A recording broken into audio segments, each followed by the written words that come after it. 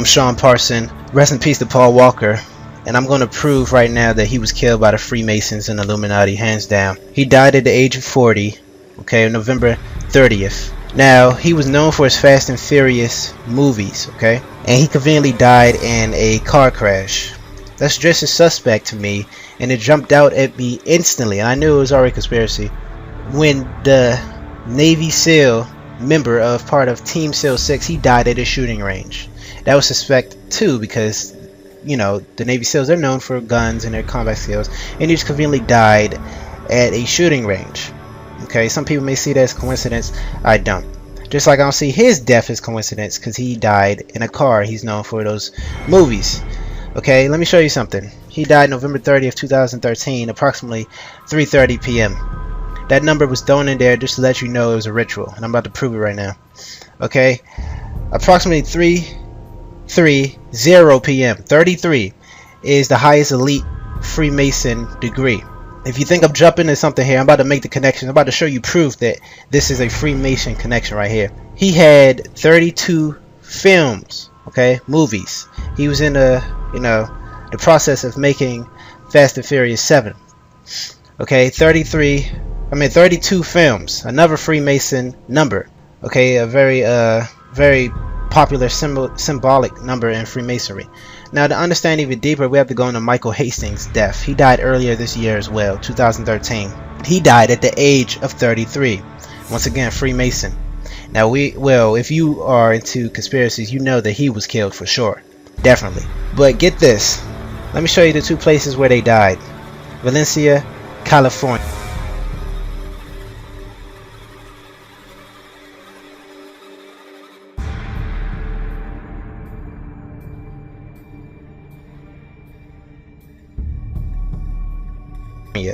Paul Walker, he died there. Michael Hastings, Hancock Park, Los Angeles, California. Both of them died in California.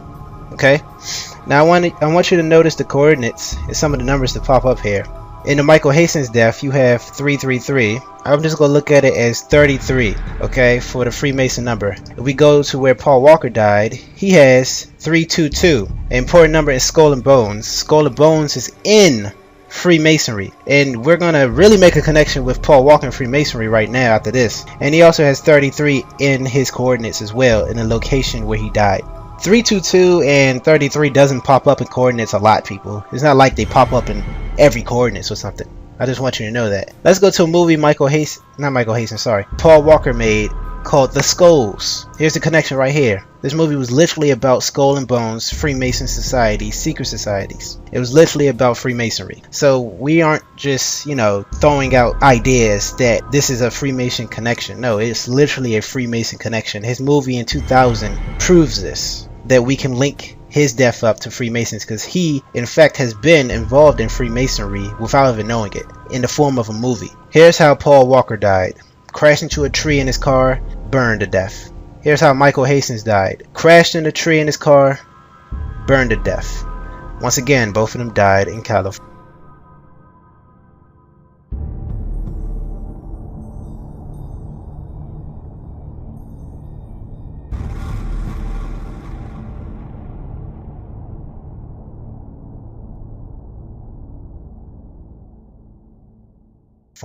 Both of them died 2013. Let's go into this. I went to Google Maps and typed in both places where they died. Then I went to a trigonometry online website where I got the angle for a triangle with 33 degrees. As you can see, it lines up perfectly. That's not a coincidence. Now, if you're wondering if I'm digging too deep into this, or why did I even think to do this, I've learned to do stuff like this after I learned that the JFK rocket launch runway was 33 degrees. They put a lot of this 33rd degree symbology and coordinates into their plans, whether it be architecture and them building stuff, whether it be buildings or runways, or whether it be where they kill certain people. And right here is even more proof. Now, if you take a car, you're stuck between 32 degrees and 34 degrees depending on which streets you take. Not degrees, sorry, 33 miles will be right in the middle of these two ways of taking it. Now, it's not 33, so I'm not going to say that that's more proof, but I just find it coincidental that they are so close to 33 miles apart from where they died. Now, if it was 48 miles or if it was 16 miles, I wouldn't even throw that in there. I just wanted to make a point right there. So as we can see, this isn't a coincidence. He was obviously killed, and he was killed in an ironic way to correspond with his movie, Fast and Furious. Oh yeah, one more thing. Actor Paul Walker dead at 40. Only problem is this was published 10 p.m. Friday, November 29th, 2013, a whole day before he died. TMZ had the same article, but they scrubbed it. They made new articles the very day instead of the day before because they knew he was going to die, like I said. I'm going to let y'all do more research. You can keep looking up yourself. I just wanted to throw that out there right now. I'm calling foul play. Sean Parson.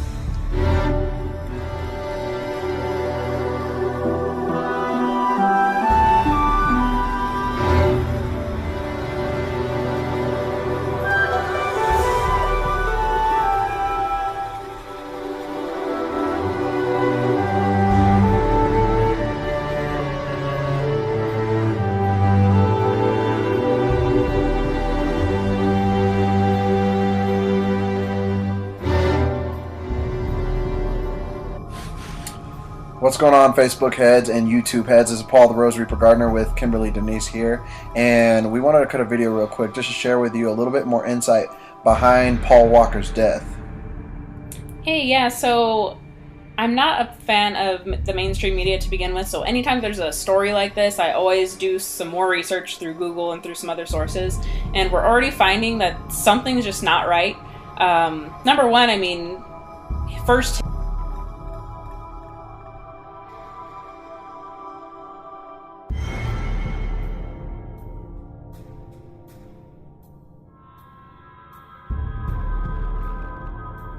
him crashing into the tree and the car exploding, that doesn't really make sense to me. And then also, someone had posted on Twitter a picture, which you'll see later in this video, of TMZ actually reporting a couple of days ago his death. So there was some kind of a hoax going on before, then suddenly he dies today. There's just a few things that aren't adding up here. Exactly, and I don't know if you guys have also watched Family Guy of that episode when Brian actually died from a car accident, and I don't know if you guys find the correlation and the connection there, but Brian was Paul Walker's actor's name in The Fast and the Furious.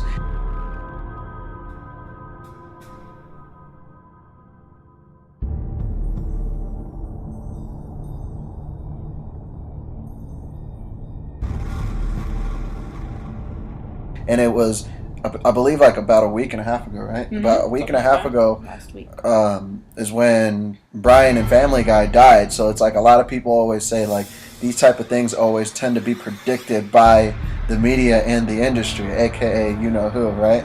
So, what do you think about that? It wouldn't be the first time, because I don't know if you guys know, but if you don't, we're going to show you at the end of this video too that earlier, before the actual tragedy of the Boston Marathon, it was also predicted in Family Guy there as well. And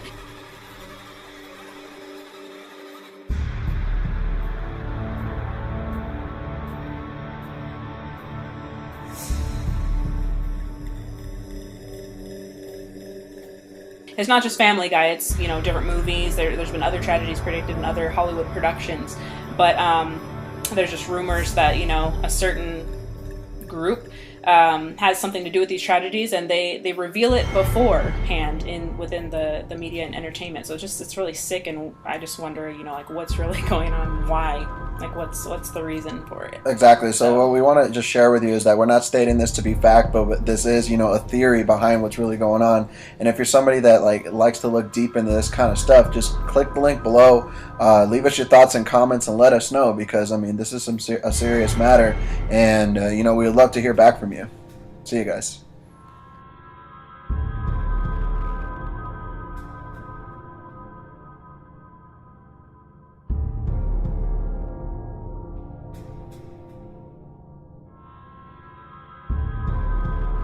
Okay, I'm going to make this very simple for the people out there who still can't seem to grasp this.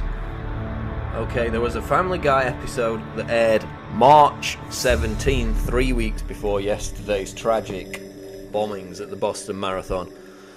In this episode,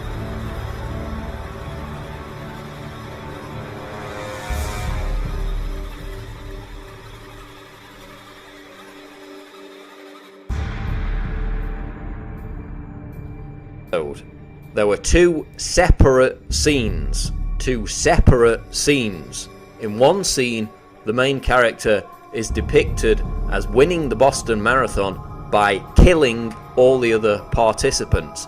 There you can see the blood, the limbs, and the guts.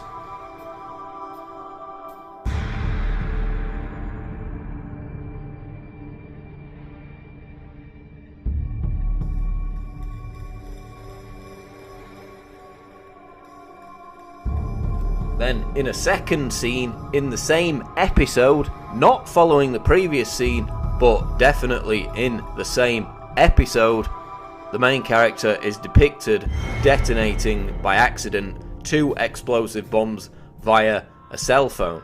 Okay? Family Guy broadcast 3 weeks before Boston Marathon bombings. Same episode, let me repeat that again. Same episode. Different scenes within the same episode.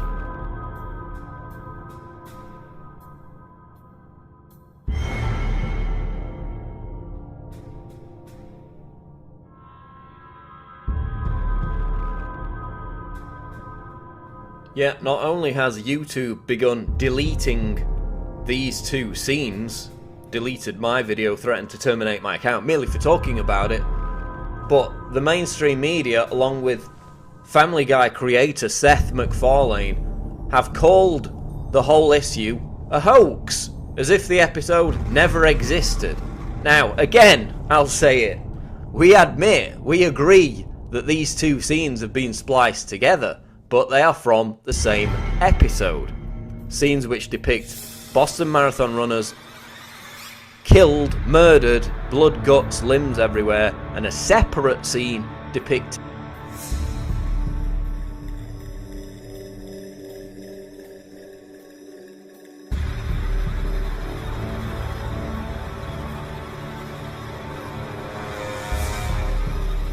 two explosive devices being detonated. A separate scene in the same episode.